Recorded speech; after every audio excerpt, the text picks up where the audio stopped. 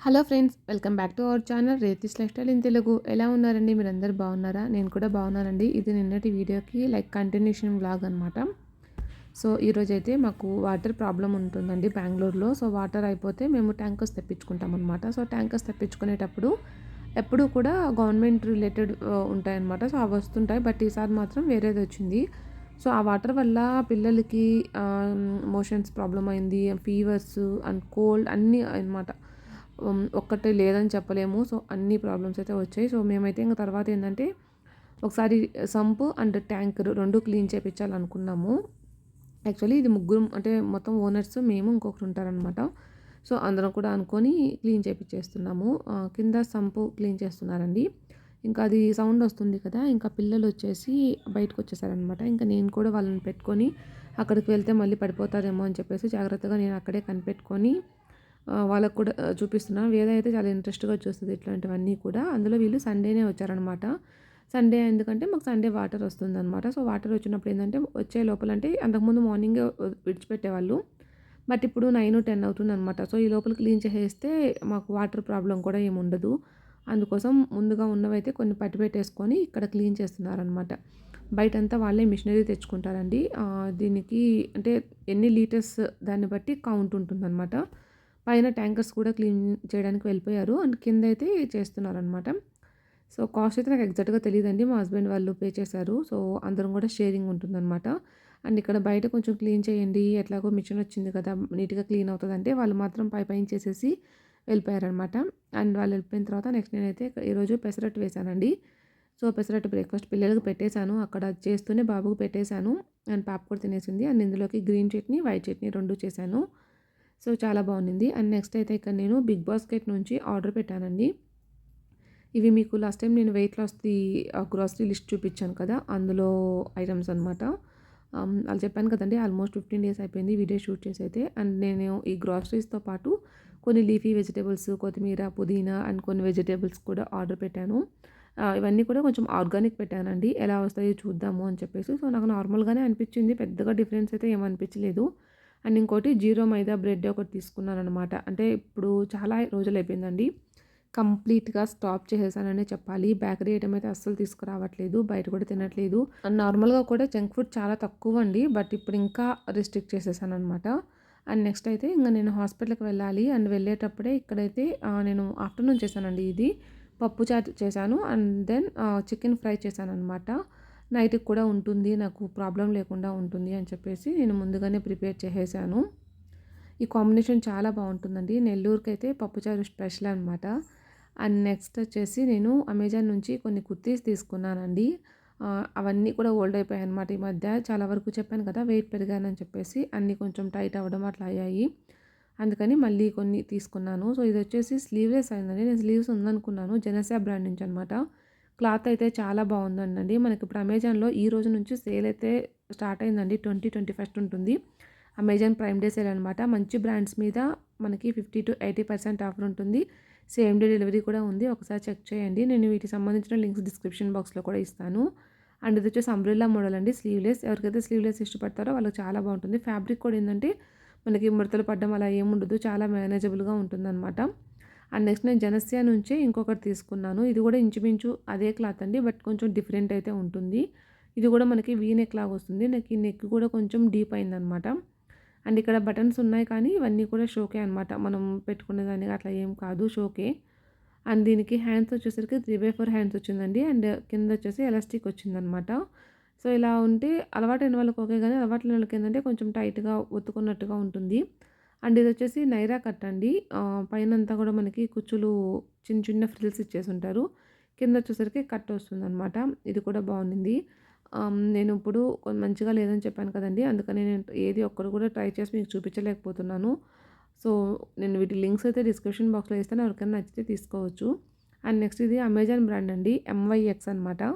So అది వచ్చేసి మనకి బ్లాక్ కలర్ అనమాట. మీకు వీడియోలో కొంచెం బ్లూలాగా కనిపిస్తుండొచ్చు, బట్ బ్లాక్ అనమాట. దాని మీద గోల్డ్ కలర్ ఈ ట్రీ లాగా ప్రింట్ అయితే వచ్చింది. అండ్ హ్యాండ్స్ వచ్చేసరికి ప్లెయిన్ వచ్చింది. 3/4 హ్యాండ్స్ అండి.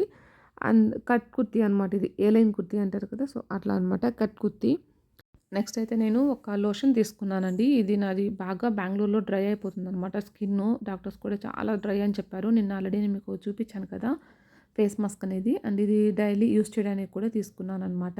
ఇది కొంచెం కాస్ట్‌లీ ఉంటుందండి. 1190 రూపీస్ ఉందనమాట ఎంఆర్‌పీ. బట్ మనకి ఇంకా తక్కువకైతే వస్తుంది. 1000 రూపీస్ రేంజ్‌లో వస్తుంది. 250 ఎంఎల్ అనమాట.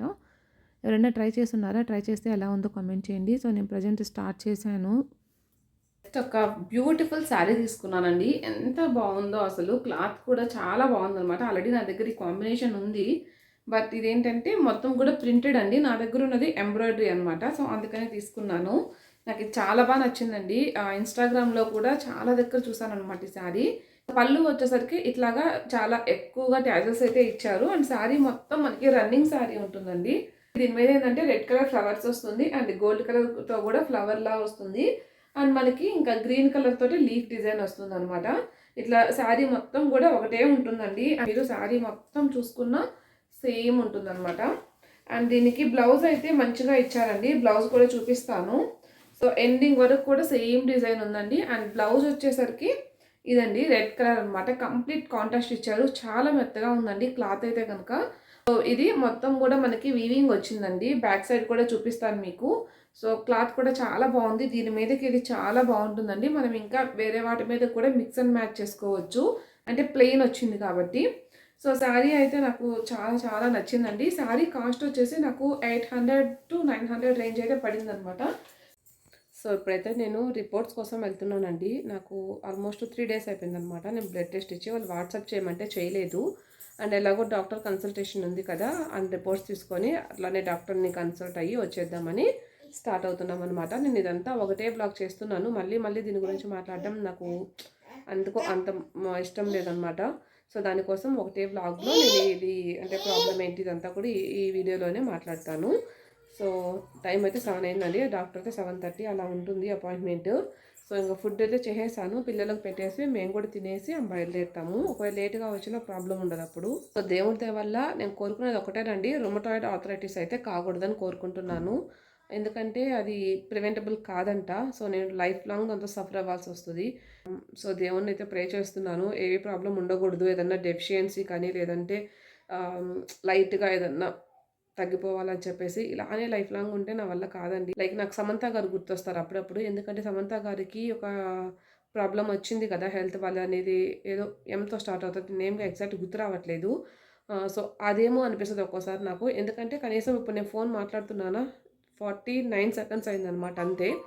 ఆహ్, సో, ఫోన్ మాట్లాడుతున్నాను కదా! 49 సెకండ్స్ అయింది. నేను ఇట్లా ఫోన్ పట్టుకొని సో, ఇదంతా ఇక్కడి నుంచి ఇక్కడి వరకు విపరీతంగా పెయిన్ వస్తుందనమాట. ఇంక హోల్డ్ చేయలేను. స్టాప్ చేసేస్తున్నా. మా హస్బెండ్ అయితే కాల్ చేస్తూ ఉన్నారనమాట. రమ్మని చెప్పేసి ఇంకా నేను కూడా స్టార్ట్ అయిపోయాను. ఇద్దరం వెళ్ళిపోయామనమాట. అండ్ ఇక్కడైతే కొంచెం వర్షాలు పడుతూ చలిగా ఉందండి. సో, నేనైతే స్వెటర్ వేసుకొని పైనంతా కూడా కవర్ చేసుకున్నా. మళ్ళీ ఆల్రెడీ ఇప్పుడే కోల్డ్ తగ్గుతూ ఉందనమాట. మళ్ళీ కోల్డ్ అయితే మళ్ళీ కష్టం కదా అని చెప్పేసి చెవుల్లోకి అట్లా గాలి వెళ్ళకుండా పెట్టుకున్నాను. అండ్ పెద్ద దూరం ఉండదండి. ఒక 5-10 మినిట్స్ ఉంటుంది హాస్పిటల్ అంతే. అప్పుడే వర్షం పడిందనమాట. ఆల్రెడీ రోడ్లంతా కూడా వెట్‌గా ఉన్నాయి. సో, ఇక్కడ నేను మీకు ఆల్రెడీ వెళ్ళి వచ్చేసాను కాబట్టి చెప్తానండి.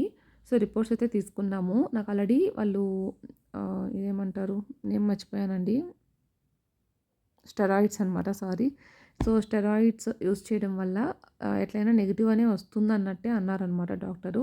అలానే నాకు ఆర్థరైటిస్‌తో అయితే అంటే రుమటాయిడ్ ఆర్థరైటిస్‌తో ఒక ఫ్యాక్టర్ ఉంటుందంట. సో, ఆ ఫ్యాక్టర్ గనక పాజిటివ్ వస్తే మనం ఇంకొక టెస్ట్ చేపించాలంట. 5000 ఉంటుంది. సో, మనీ ఎందుకు వేస్ట్ ముందు ఇది చూద్దామని చెప్పేసి డాక్టర్ రికమెండ్ చేయలేదది.